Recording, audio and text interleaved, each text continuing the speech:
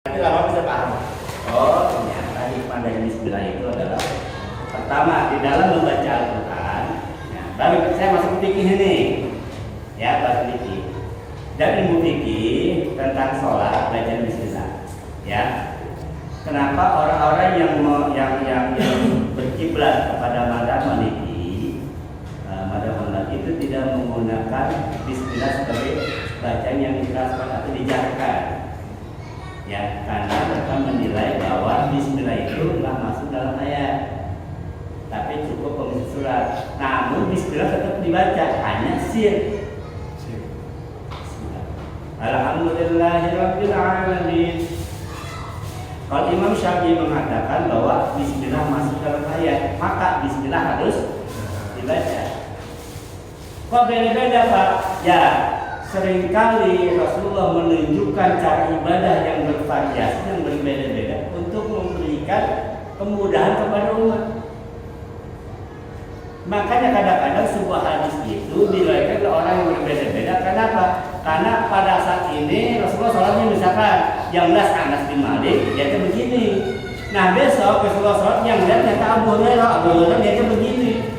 Baik kadang-kadang dalam sebuah hadis itu riwayat yang berbeda, perbuatan yang berbeda, tapi sama-sama dilakukan oleh Rasulullah. Tujuannya apa? Tujuannya Rasulullah memberikan varian ibadah yang berbeda-beda, karena Rasulullah tahu kemampuan umatnya.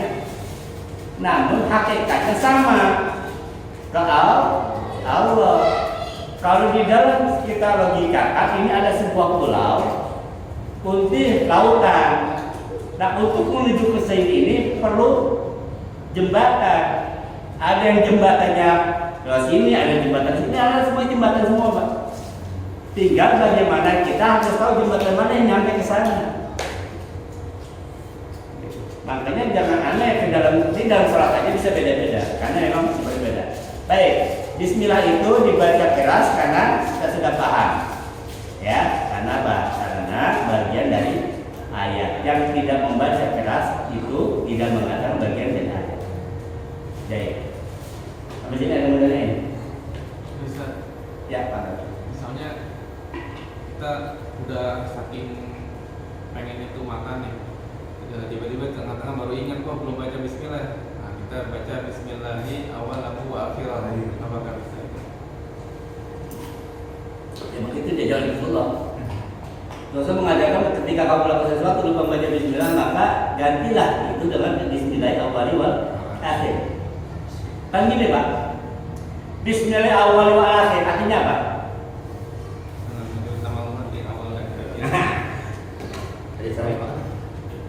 Bismillah awal wa akhir. Dengan nama Allah awal dan akhir. Kalau kita baca di depan, Allah baca kita jaman Bismillahirrahmanirrahim. Bismillah yang digunakan untuk keseluruhan dari awal sampai akhir kita nyebut dengan atas nama Allah. Karena lupa di tengah-tengah, maka kita baca Bismillah awal wal akhir dengan nama Allah. Yang kemarin tadi sudah lewat tuh pas suapan itu pakai nama Allah ya, sama nanti sisanya. Jadi ya jangan sampai kita lupa apa membaca Bismillah.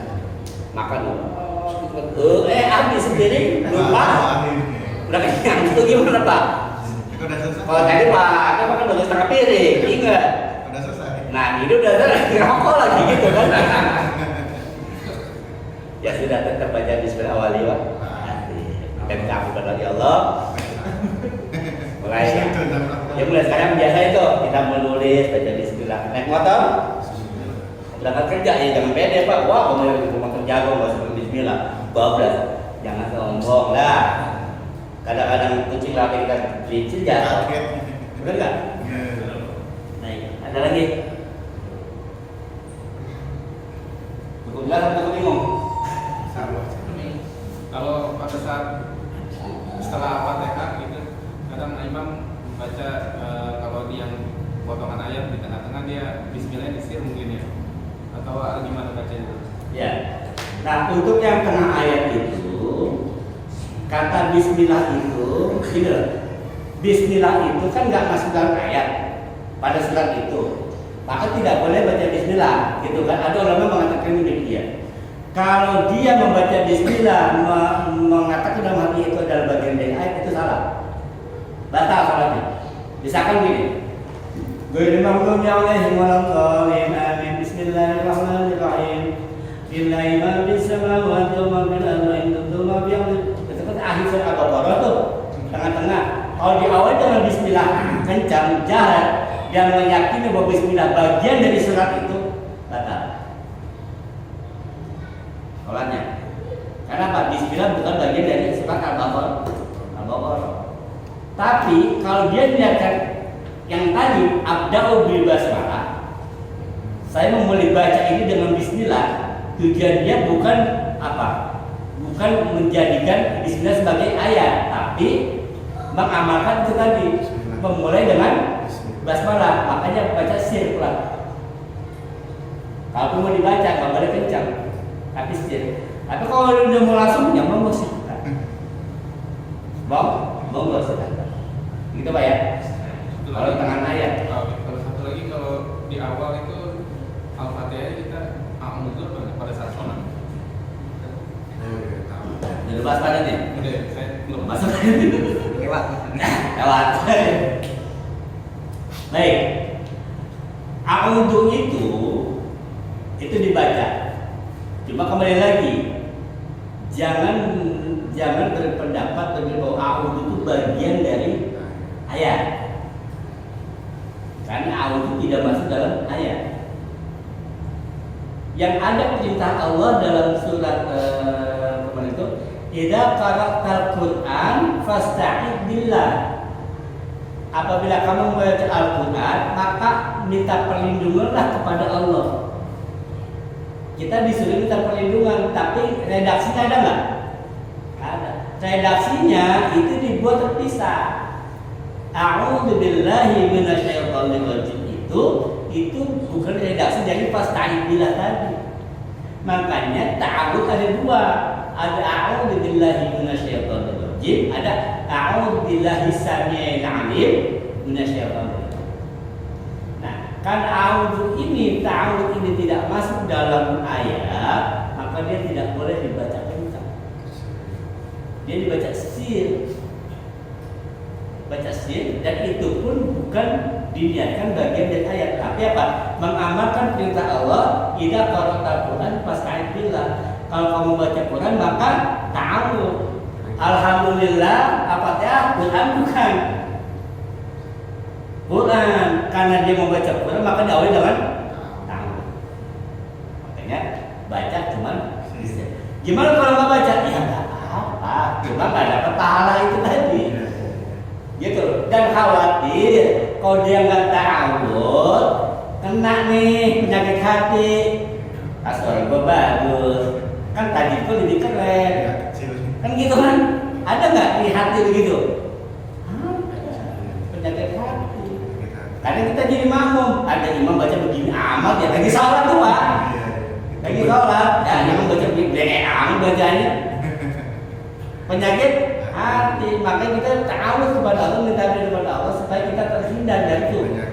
Nafas tadi, hamas. Setan yang tadi bisa mencelakakan, menjauhkan. Itu tujuan dari kita ta'awudz. Terus gimana dalam sholat? Kembali, ketika kita sudah baca ta'awudz, maka iftitah jangan dibaca. Kita kanan ya. Allahu Akbar. A'udzubillahi minasyaitonir rajim. Nah, kalau sudah ucapkan kata a'udzu, maka doa iftitah lewat. Terusin a'udzunya. Terusin a'udzunya terus dari Fatihah.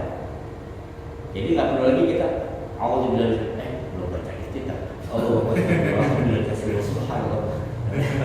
Atau Allah bukain begini apa tuh yang nama bagian udah lewat bos. Kan sudah perlu ta'awudz. Jadi gitu ya, ketika sholat kemudian ta'awudz maka lanjutkan baca Fatihah. Langsung Fatihah. Mulai kita ta'awudz apa? Hah? Kita dulu. Takutnya begitu Pak. Iya, sama. Takbir dulu. Takbir, iftitah, ta'awudz, basmalah, Fatihah. Baca semua. Ya, baca semua. Takbir itu macam-macam. Karena ada satu takbir takbiratul ihram. Takbir bayang. Dalam sholat berapa kali takbir? Ada takbiratul ihram, ada takbir intiqal. Disebut takbiratul ihram itu, ihram tadi mengharamkan. Jadi takbiratul ihram adalah takbir yang menyebabkan yang halal jadi haram. Maka sebutnya takbiratul ihram. Contoh gimana tak? Nih, minum. Halal nggak? Minum halal nggak? Kalau sudah takbir, haram. Masa sholat minum? Jadi halal jadi haram. Makan halal nggak? Begitu kata takbir, haram. Ngomong, ngobrol, halal nggak? Ketika takbir, jadi takbiratul ihram itu takbir yang menyebabkan halal menjadi haram. Beda dengan takbir intiqal. Takbir intiqal takbir ganti gerakan. Allahu Akbar dikira rukuk, Allahu Akbar. Sami Allahu liman hamidah. Nah, kenapa mengulang sami Allahu liman hamidah?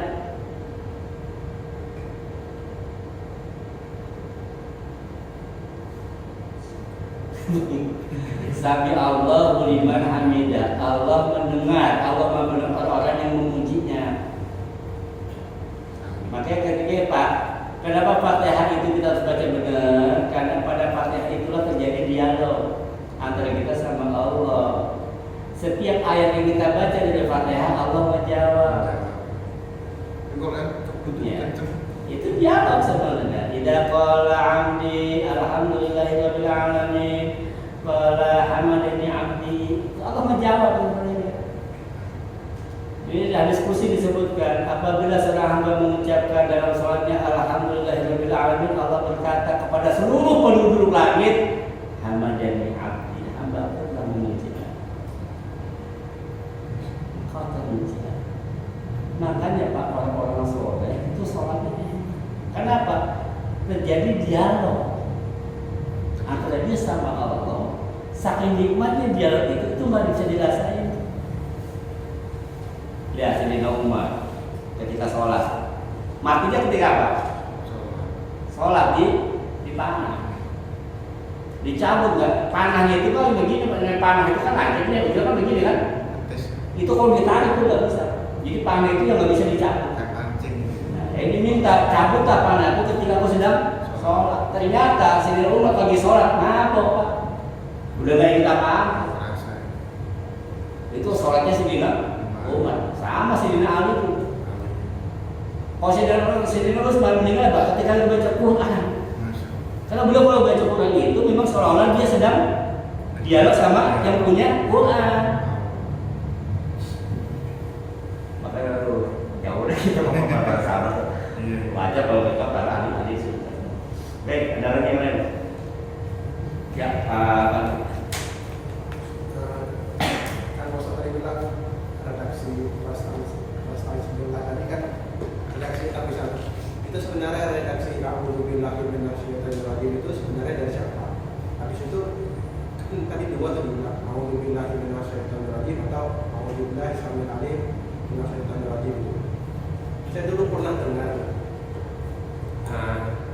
dulu ada ustaz itu ngomongnya begini, yang diajarin Nabi itu seperti apa? Nabi itu kan bilangnya A'udzubillahi minasyaitonir rajim. Terus ayat yang kemudian itu ada yang bilang A'udzubillahi samil alim minasyaitonir rajim. Terus bilangnya gini, apakah kalau misalnya memang yang lebih baik itu adalah A'udzubillahi samil alim minasyaitonir rajim, Nabi akan mengajarkan itu, dia nggak akan mengajari yang A'udzubillahi minasyaitonir rajim. Apakah ucapan yang setelahnya itu lebih baik dari ucapan Rasulullah? Dia ngomongnya begitu, agak bingung juga tuh. Dia seolah-olah mengatakan yang paling tepat itu yang diajari oleh Rasulullah itu. Kalau kita misalnya ngomong yang selanjutnya itu, misalnya ada sahabat yang mengatakan harus pakai A'udzubillahi samil alim minasyaitonir rajim, maka perkataan sahabat itu lebih bagus dari Rasulullah. Saya pernah dengar begitu. Itu gimana Ustaz? Iya. Pertama begini, ketika membandingkan Rasulullah dengan sahabat itu betul repot.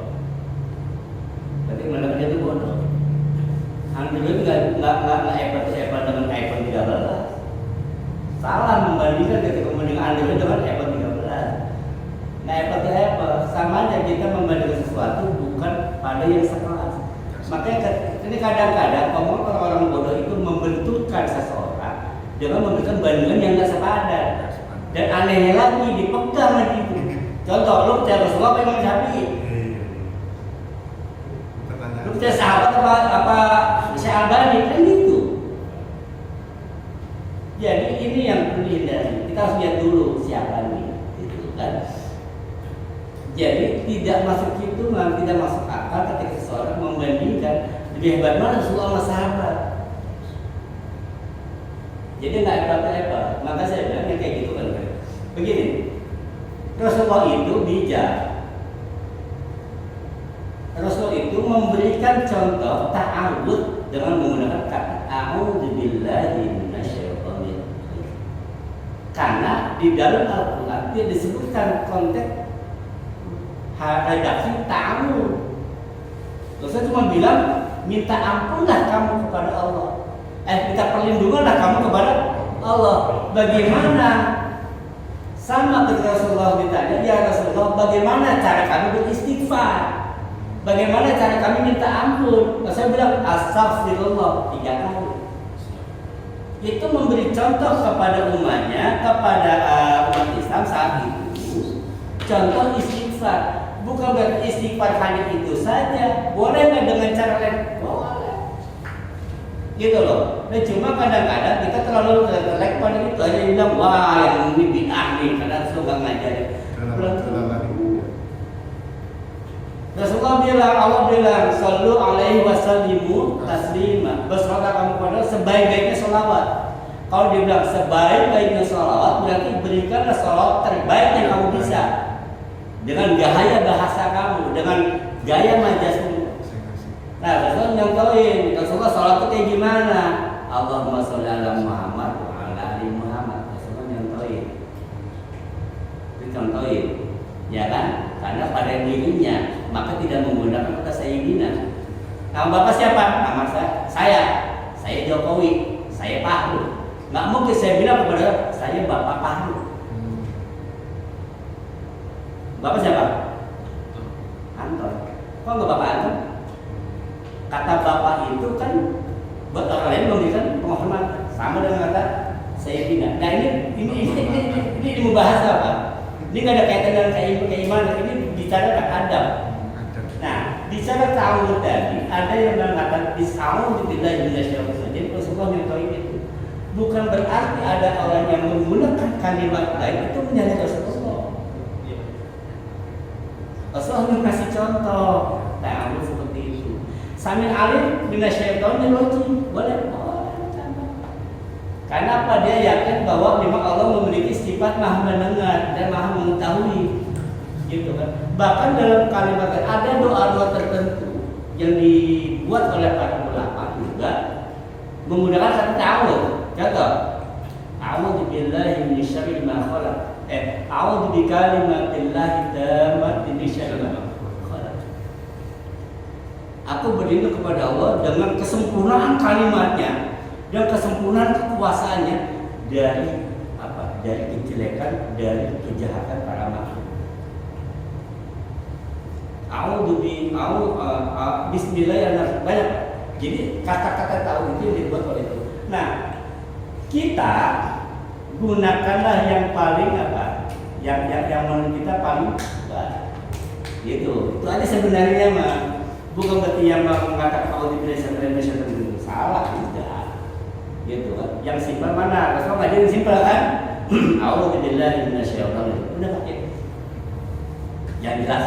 Gitu kan. Tapi bukan berarti orang yang menambah itu salah, belum tentu. Lihat dulu nanti seperti apa kondisinya. Dan jangan pernah menyamakan dia dengan Rasulullah. Ketika kita menyamakan seseorang dengan Rasulullah, berarti kita mengenal pada Nabi setelah Rasul. Itu yang bahaya. Bukan kemana Imam Syafi'i Rasulullah. Nah, berarti itu menyamakan Imam Syafi'i Rasulullah. Kan ini yang kadang nggak disadari, Pak. Karena Rasulullah itu nggak boleh dibandingkan. Ketika kita ada lagunya. Nah, ketika kita membandingkan itu kepada Rasulullah, berarti kita membandingkan status. Enggak sepadan. Kalau mau digali, bukan membanding Rasulullah dengan orang itu, tapi gali ilmunya seperti apa. Kenapa bisa ngomong begitu? Oh, ternyata memang dia nggak sesat. Udah, oh ternyata memang kesini lagi. Karena sana itu kan nyampe. Kayak bicara hadis. Oh ini soal, ini nggak soal. Yang kita tahu dari mana hadis itu soal. Karena gitu-gitu baik. Wah ini hadisnya ini hadisnya palsu, ini hadisnya soal. Anda mau nanya, yang kita tahu hadis soal dari mana? Itu udah kaji belum? Kaji dulu.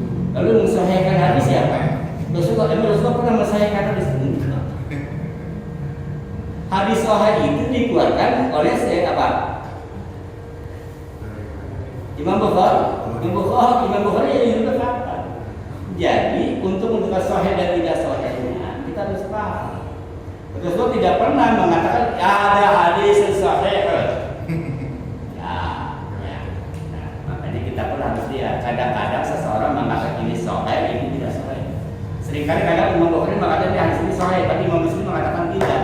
Karena dengan jalur yang berbeda hasil kajian ilmiah mereka, maka kalau ini sahih.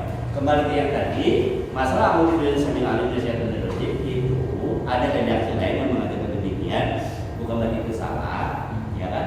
Yang dari syaitanir rajim itu yang dari Rasulullah pakai. Ya, tapi kita tidak perlu menjalankan ini. Toh memang ujungnya hakikat intinya apa?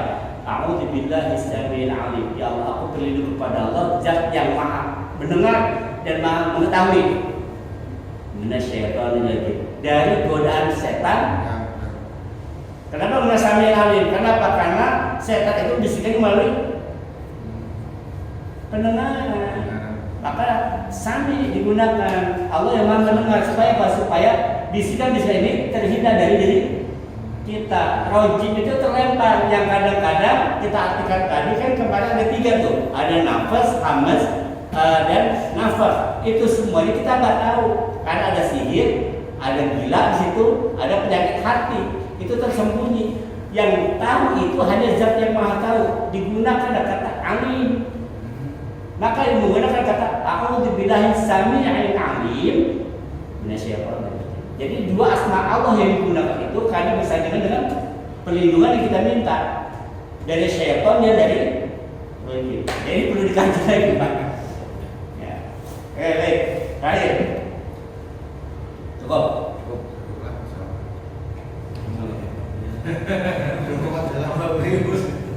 Bisa kita bahas alhamdulillah nih. Mulai ya. Alhamdulillah itu baru di sekolah ya, baru di sekolah.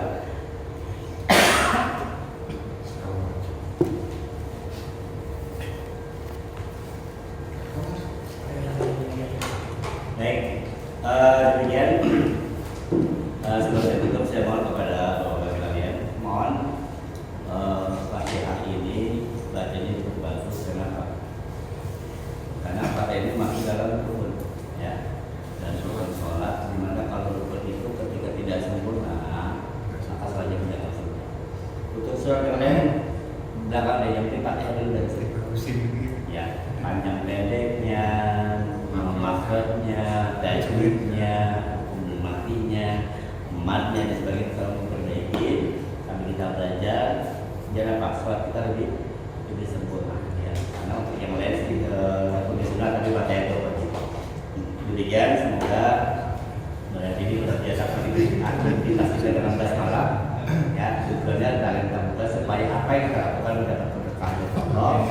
Kita mencari pahalanya dengan cari itu dan setelah maka saya ajarin nih yang biasa pengendaraan kalau kerja kalau bisa saya guru saya ketika kita mau berkendaraan baca bismillah paling kata berapa? 11 kali Pak. 11 kali lalu bismillah Allah ta'ala gaspol jalan maksudnya gitu kan jadi ya demikian